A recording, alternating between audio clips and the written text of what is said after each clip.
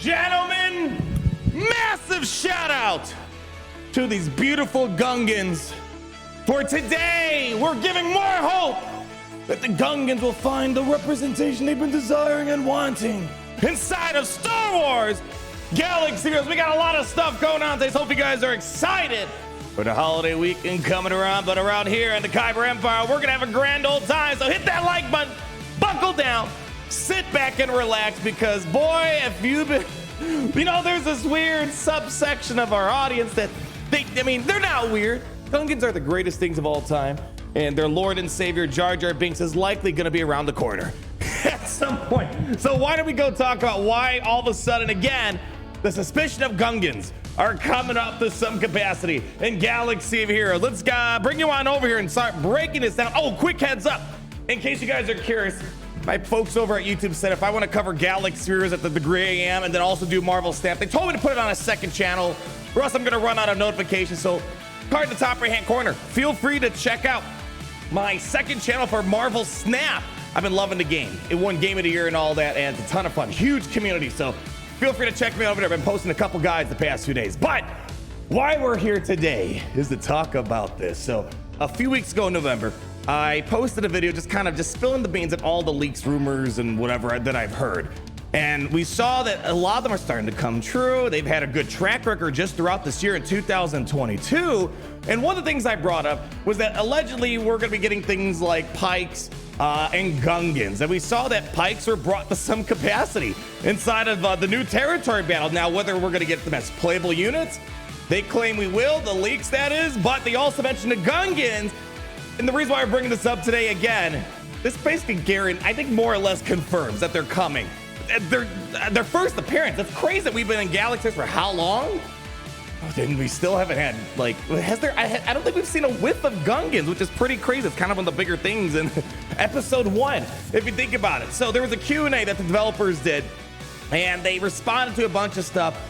And here's the one I want to start off with, and then we're going to talk about some of the responses in general to the rise of the Empire. Here we go. Starting off here. Now that TB3 is out, what are your plans for future TB3 content, characters, etc.? As with all questions regarding future content, our answers will always be wait and see. You will note, however, that there are many sections of the territory map, for territory battles that is, that currently do not have any planets or paths on them. Dot.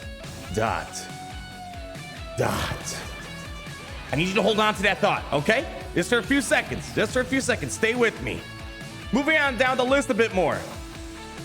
The big ticket item, the home of the boy, JJB. Why didn't you include Naboo as a planet in the new territorial battle? This is being asked by El Chopin. They are asking the real questions here. They don't care about the new content. They're like, where are the freaking Gungans? Well, check it out. Naboo was on the list of planets to include, but failed to make the cut when we were deciding on exactly which planets we launched the territory battle with. There are quite a few empty spots on the map though. Dot. Now I want you to connect some dots with me here. I see 3 dots here. Coincidence? I think not!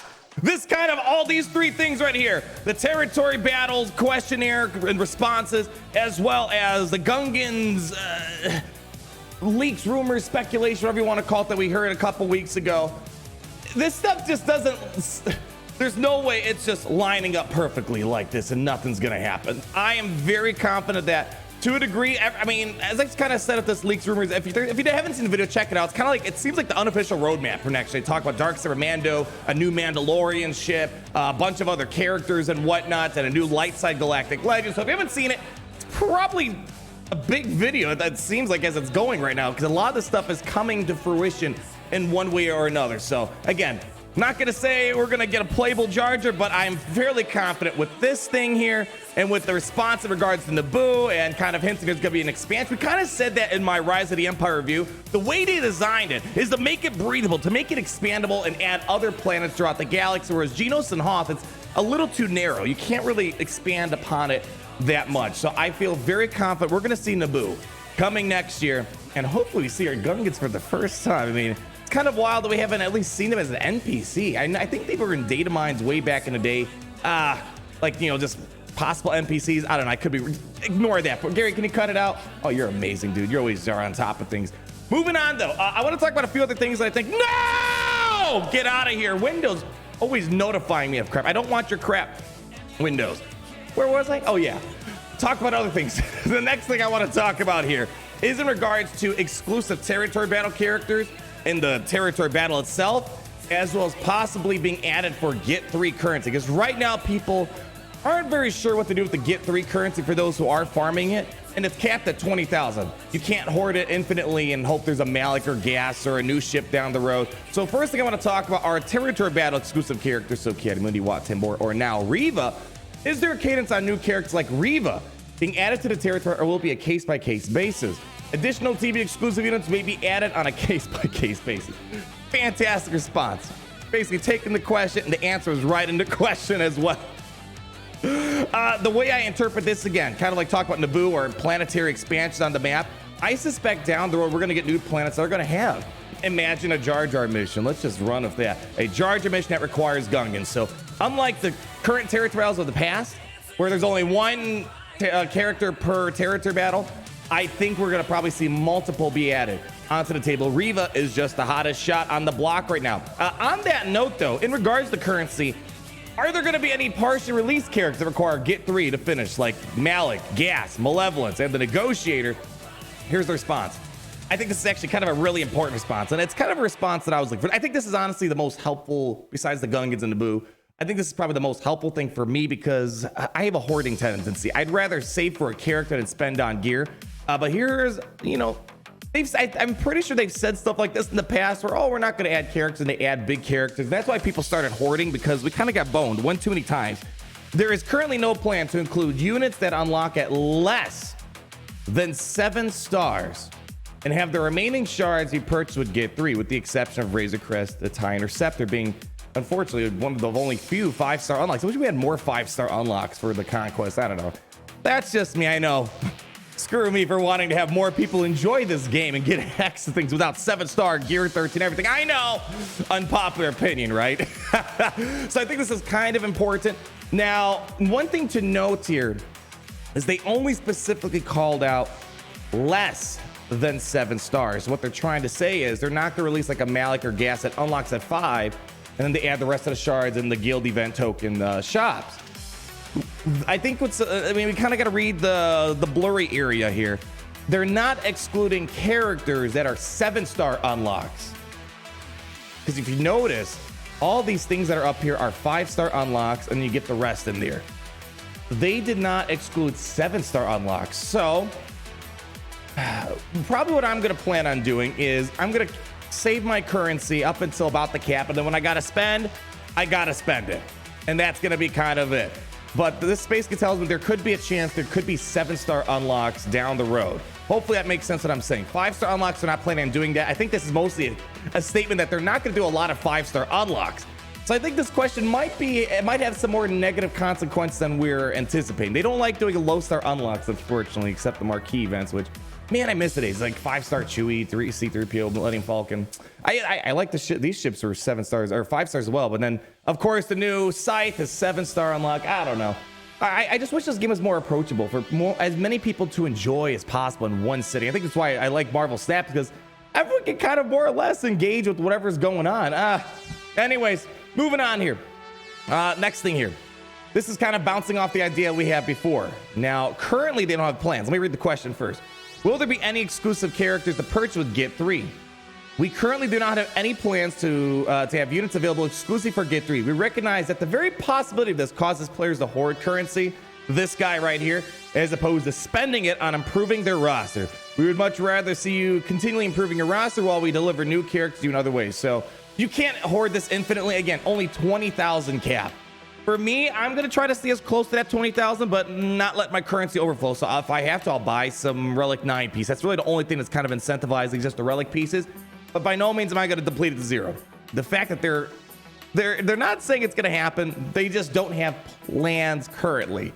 Plans change. They never ruled it out. So that's what I'm doing personally. Moving on to some other stuff here. This is in regards to Conquest units and Get 3 currency. I think the reason why we're asking a lot of questions on this is it's not very valuable. Get 1 was very valuable. Get 2 is very valuable. Get 3, it's like, the stuff that's in there, like most who are doing Rise of the Empire probably have a Watt and all that other stuff. Will Conquest units continue to be added to Get 3 beyond those that are initially available? So we're talking about, for example, Commander Sokatano was added. We enjoy bringing to you Conquest units every quarter and putting them into the Proving Grounds after 1 year of Conquest exclusivity. Seeing them added to the Get 3 store gives us another avenue to deliver these units while at the same time retaining the difficulty of shard acquisition relatable to their level.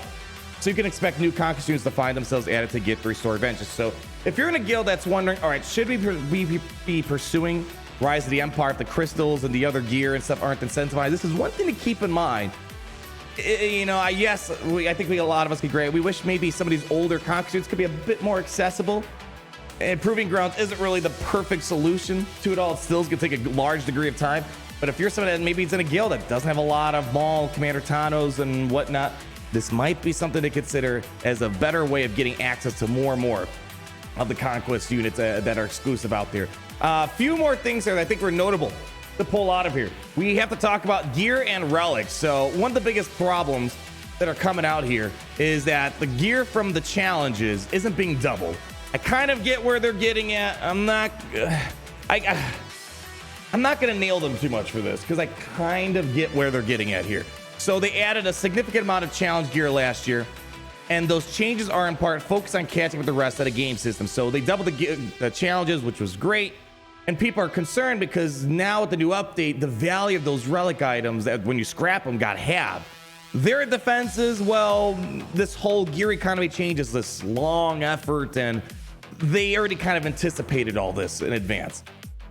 I would like to see them, you know, make the value stay the same, but this is kind of one of the biggest problems we pointed out when we talked about this update, is that technically we are being dinged a little bit from the relic scrapping economy, because this, what we were used to, is not the same anymore, and they're not doing. So this is a very valid point. Yes, I would wish they would double again what we have, but I figure, all right, I think the problem is they should have done all this at once. Their problem is they do the most minor things that are beneficial for us, but they take forever to get to because it doesn't make them money. So the way I tell myself is all this gear economy stuff we're seeing right now, it should have happened over a year ago, but it took them forever. They forgot. So I think that's really what the problem is. And then one more thing here. Oh man, the longer the post means there's a lot of money involved. That's what I'm telling you guys right now. So the question regards the high relic level requirements for Rise of the Empire. You know, I don't know if I want to word vomit all this for you guys here. It's just it's a lot of PR talk. I think the long story short of it is that they're trying to say it seems insurmountable right now, as they say here, for a large portion of the player base. But I think it's really what they're pointing out here. But at one point in time, having a 7-star squad felt insurmountable, having full gear 12 teams. They are right to a degree here, is that it's meant to seem overwhelming now. And, you know, 4 or 5 years down, we're going to be like, oh, remember when it was so hard to get a Relic 9 team? It's hard for me to wrap my head around that I'm going to have a full Relic 9 team pretty easy without having to spend big money, or you guys spending lots of time getting to. I would just say in response to this, kind of what I've been saying, this doesn't necessarily mean they're right. It just, what it means for me is I think they need to, I think they know, but I wish they would just make content that doesn't take multiple years. That's not normal for a game. This game, we've kind of made a lot of things normal that really aren't normal in the gaming industry. So it's supposed to be overwhelming, and allegedly down the road, it's gonna be more. But really what this is telling me is that they want to make a lot of money off the initial worry on top guilds, not having all the Relic 8 and 9 requirements and platoons, operations, all that other stuff. But that's going to wrap it up for today. Really, I just wanted to give those who needed that little bit of hope that the Gungans that were talked about in this leak, speculation, rumor thing is starting to get more credibility over time. But thank you all for coming out today. Woo! Man, I'm feeling good. And hopefully you guys are too. Leave that like, comment down below, subscribe, and all your thoughts. And always remember that it's great to be in the Empire today. Harry, you gotta play it. The Empire today. The sun never sets. We dominate. We're stronger together. 25.